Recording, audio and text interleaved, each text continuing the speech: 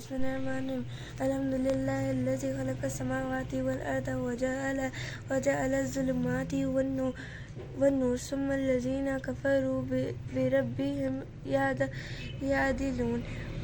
हुवल्लज़ी खलक़कुम क़द अजला व अजलुम मुसम्मन इंदा सुम्मा अंतुम तमतरून वहुवल्लाहु फिस्समावाति व फिल अर्द यअलमु सिर्रकुम व जहरकुम व यअलमु मा तक्सिबून। बिस्मिल्लाहिर्रहमानिर्रहीम। अस्सलाम वालेकुम। Welcome back to my channel. उम्मीद है आप सब बिल्कुल ठीक होंगे।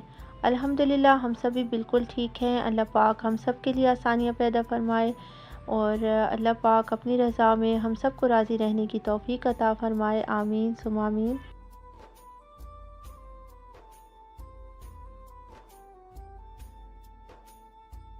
अच्छा, यहाँ पर मैं आप लोगों के साथ आज कुछ ऐसी चीज़ें शेयर करूँगी जो नॉर्मली हमें दिखने में शायद इतनी वैल्यूएबल नहीं लगती, लेकिन अगर ये छोटे छोटे काम हम लोग साथ साथ कर लेना तो हम लेडीज़ को बहुत ज़्यादा आसानी हो जाती है। जैसे आप ये समझे कि 100 में से 50% काम जो है आपका हुआ होता है, तो 50% आपकी एफ़र्ट लगती है मज़ीद काम करने की। तो ये डेली रूटीन के साथ साथ छोटे छोटे काम अगर हम कर लें अपने लिए तो ये हमारे लिए ही आसानी होती है।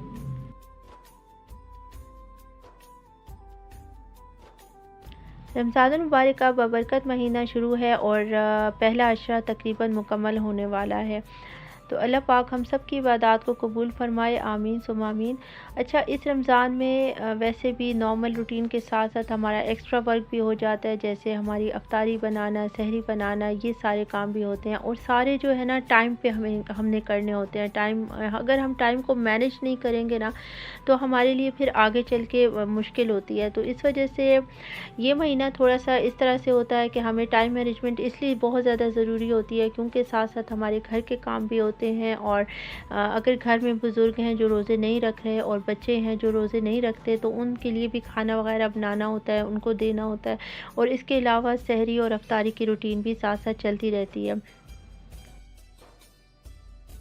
यहाँ पर मैं आपके साथ डेली अफ्तारी की रूटीन तो शेयर नहीं कर सकती क्योंकि इतना ज़्यादा काम होता है और हमें सारा काम भाग भाग के ही करना पड़ता है। यानी घर का काम तो होता ही है और उसके अलावा एक्स्ट्रा काम इतना ज़्यादा आ जाता है। फिर मेहमान वगैरह आ जाएं तो उनका काम होता है, किसी की अफ्तारी करनी पड़ जाए तो उसका काम होता है। तो ये सारे काम हमारे साथ साथ चल रहे होते हैं। तो इस वजह से मैं डेली की रूटीन तो आप लोगों के साथ अफ्तारी की शेयर नहीं कर सकती कि मैंने आज क्या बनाया और कल क्या बनाया, लेकिन ये ज़रूर कोशिश करती हूँ कि आप लोगों के साथ टाइम टू टाइम जो है अपनी जो एफ़र्ट्स हैं या जो छोटी छोटी चीज़ें मैं अपने लिए करती हूँ आसानी के लिए कि ताकि आगे चल के मुझे आसानी हो, तो वो मैं कोशिश ज़रूर करती हूँ कि मैं आप लोगों के साथ शेयर करती रहूँ।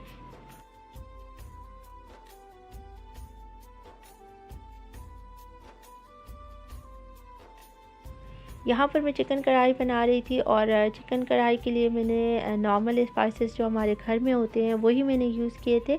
एक्स्ट्रा कोई स्पाइसेस मैंने इस्तेमाल नहीं किए थे, लेकिन उसके बावजूद कढ़ाई बहुत अच्छी बनी थी। बस मैंने आंच जो थी वो मीडियम टू स्लो रखी हुई थी, यानी स्लो आंच पे ही मैंने सारी ये कुकिंग की थी। तो कढ़ाई जो है वो बहुत अच्छी बनी थी। बस ये था कि मेरे ब्रदर इन लॉ आ रहे थे और हस्बैंड ने ये मेन्यू डिसाइड किया था कि चिकन कढ़ाई बना लें क्योंकि राइस नॉर्मली वो इतने शौक़ से नहीं खाते। तो उन्होंने कहा कि कढ़ाई बना लो और साथ जो है ना अच्छी सी अफ्तारी कर लेते हैं, 2-4 आइटम्स अफ्तारी के कर लेते हैं। बाद में पता चला कि वो अफ्तारी से थोड़ा लेट पहुँचेंगे, तो फिर हम लोगों ने बस खाने का ही इंतज़ाम कर लिया था, मीठा बना लिया था और कढ़ाई बना ली थी। तो जब ये सारा काम ख़त्म करके मैं अपने रूम में आई तो फिर पता चला कि मेरे ब्रदर इन लॉ ने कॉल की और उन्होंने कहा कि यार आलू नहीं बन सकते तो आलू बना दो। तो मुझे मेरे हस्बैंड कहते हैं यार वो ना कह रहे हैं कि आलू बना दो। बस फिर मैं दोबारा से किचन में आई और उनके लिए आलू बनाए और बिल्कुल सिंपल से ही वो आलू खाना पसंद करते हैं। लास्ट टाइम जब वो आए थे तो मैंने पूछा था कि भाई आप किस तरह से आलू खाते हैं ना, आप मुझे अपनी रेसिपी बता दें जिस तरह से आपके लिए भाभी बनाती हैं। तो फिर उन्होंने अपनी रेसिपी बताई, बस सिंपल सी रेसिपी थी। जल्दी जल्दी फिर मैं नीचे आई, दोबारा से मैंने आलू बनाए और फिर मैंने, आप यकीन करें कि उन्होंने चिकन कढ़ाई नहीं खाई, उन्होंने आलू ही खाए। बस ये तो मेरे इस वीकेंड की रूटीन थी और साथ साथ एक्स्ट्रा काम भी चलते जा रहे हैं और साथ साथ ईद की तैयारी भी होती जा रही है, ताकि क्योंकि ईद में सिर्फ हमारा कपड़े वगैरह पहनना तो नहीं होता ना, इसके अलावा भी और बहुत सारे काम होते हैं लेडीज़ के, जैसे किचन का काम होता है, मेहमान वगैरह आ जाएं तो उनके लिए सर्विंग वगैरह का काम होता है, उनके लिए चाय पानी का इंतज़ाम करना होता है, तो ये सारा काम भी होता है। तो सोच रही यही थी कि साथ साथ उसके लिए भी कोई तैयारी वगैरह करके रखूं, तो वो भी मैं साथ साथ कर ही रही हूँ और इंशाल्लाह मेरी इरादा तो यही है कि मैं कर ही लूँ। काम तो खैर ख़त्म नहीं होते, ज़िंदगी के साथ ये चलते ही जा रहे हैं, लेकिन बस ये है कि एक तरह से दिल को सुकून हो जाता है कि अच्छा ये काम मैंने कर लिया तो यहाँ से आसानी हो जाएगी। बस इसी तरह से ही ना ज़िंदगी चलती जा रही है।